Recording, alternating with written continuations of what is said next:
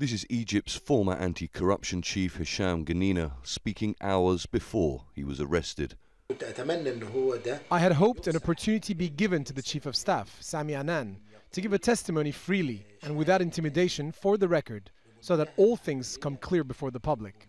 Genena had been increasingly critical of the Sisi government since Egyptian police arrested the former military chief of staff, Sami Anan, last month. Anan was arrested after announcing he would run against President Abdel Fattah el-Sisi in the upcoming presidential election. Genena warned that top-secret files would be released if Anan was harmed in any way. Is his testimony mere hearsay or supported with evidence? He's in possession of documents and evidence which is not kept here in Egypt. You mean out of Egypt? Yes.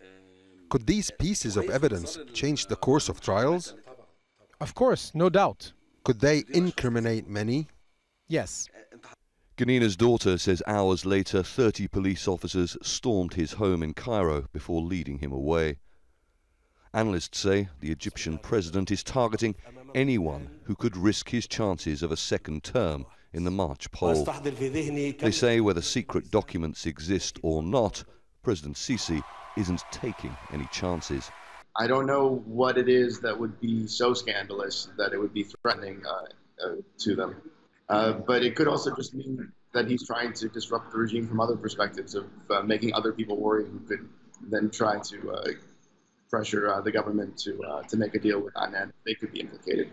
It's hard to know. Everybody had been pushed out or arrested, as the case of Anan. Yeah, there's no real competition. It's a formality. International and regional rights groups say there is no chance the March election will be free and fair.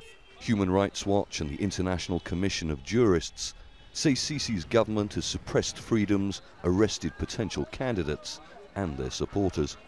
Several other presidential hopefuls have either dropped out or been pushed out of the race in recent weeks. These include Mohammed Anwar Sadat, the nephew of former leader Anwar Sadat. He withdrew in January, saying it was to protect his campaign workers from intimidation or arrest. And the former Prime Minister Ahmed Shafiq tweeted his withdrawal from the race earlier last month. That was after he was deported from the United Arab Emirates, where he had been living in exile. Shafiq's lawyers say he was arrested as soon as he landed in Cairo. Egypt's military said in a statement that Genena's comments raised suspicion about the state and its institutions, and that the matter would be referred to the relevant authorities to start legal proceedings. Genena had been among Anan's top election campaign aides. Now they are both in jail, just weeks before an election which President Sisi says he will win. Charles Stratford, Al Jazeera.